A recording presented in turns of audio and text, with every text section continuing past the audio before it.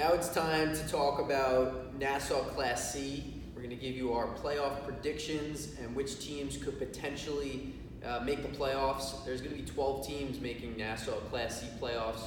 Here we're going to start with our number 1 seed, which is Cold Spring Harbor, undefeated during their regular season in conference play. Playing the winner of the 8-9 game, we have 8 North Shore versus number 9 Seaford.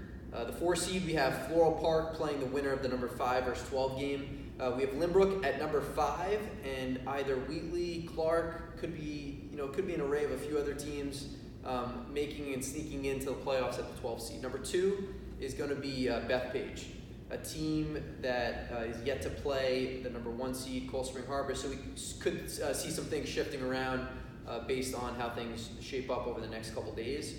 So Bethpage would be playing the winner of the 7-10 game, which is Mineola at 7, Plain Edge at number 10. Number 3, Wantagh versus the winner of the number 6-11 game. We have Locust Valley coming in at number 6, and then we have Friends Academy at 11.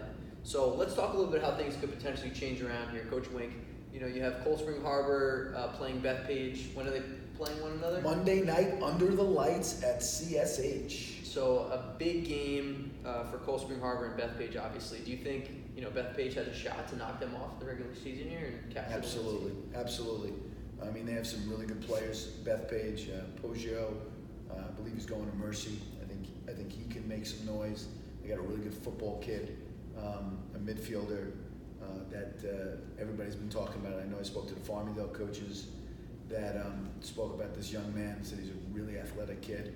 I believe his last name is Sider. I think it's going to be really interesting having Bethpage and Wantagh now in the C's, because there's not going to be a cakewalk for Cold Spring Harbor to make it to the finals. They're going to have to battle it. They're going to have played every team, and obviously Dennis Bond, who's a really seasoned coach, will figure out what the strengths are after playing these teams. I definitely give the edge to Cold Spring Harbor, but watch out for Wantagh and Bethpage, the winner of that game. So Cold Spring Harbor has won 3 straight state championships. I feel like their approach each season is still take it game by game. Do you think Cold Spring Harbor has a shot to not only win the county championship, but kind of repeat and win a 4th straight? Well, my opinion at the beginning of the year was that they're going to have trouble if they make it out of Nassau with the Suffolk champ, because the Suffolk champs can either be, in my opinion, Islip or Mount Sinai. And I believe both those teams probably have more upper class talent than Cold Spring Harbor. Cold Spring Harbor has a good senior class. They have a bunch of seniors that are seasoned. But I believe that those teams might have a little bit more senior talent, so I give them the edge in that game. It doesn't mean that Coach Bond, I'm sure he's been scouting Suffolk.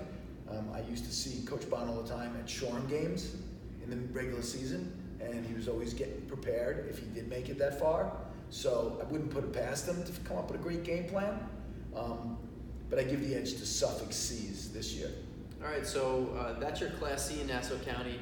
Real quick, let's jump to the Class D in Nassau County. There's only one team, Oyster Bay, but I love talking about personally the smaller schools around Long Island that are in Class D, because here you have programs that probably don't get a lot of credit naturally or notoriety because they're so small, and they kind of are by default county champions and move right into Long Island Championship. But we've seen this Oyster Bay team play now against a solid parochial school in St. Dominic's, and let's talk a little bit about what you think of Oyster Bay as a team, how they're coached, and talk a little bit about their personnel from what you've seen. Well, first of all, the program was started by Coach Brian Soper, and he has built an unbelievable lacrosse program in the town of Oyster Bay, and he loses a ton of kids to parochial. If he kept all the parochial kids in, he would probably be able to run with anybody. If all the kids that were Oyster Bay residents stayed, he does a great job. He's got quality kids, but more importantly, his kids play so hard. His face-off kid, number 20, his name escapes me right now. I watched him play against St. Dom's. That kid left it all on the field. If I remember correctly in that game, his goalie came down and scored. His goalie's very athletic. I think he does a great job preparing him. He runs a 10-man ride, which gave St. Dominic's fits, if you remember, in that game. I mean, St. Dominic's must have turned the ball over in the first half 6 times from his 10-man ride. So one thing he will do is he'll figure out a way to keep a game close, and then you never know, he might steal one. Cool. So expect to see Oyster Bay in the Long Island Championship. Could potentially be playing Babylon or I guess Mattatuck, the winner of those two. And that should be interesting, as well as obviously what's going to shape up in Class C. So we'll see you guys until next time, talking bracketology, Long Island High School lacrosse.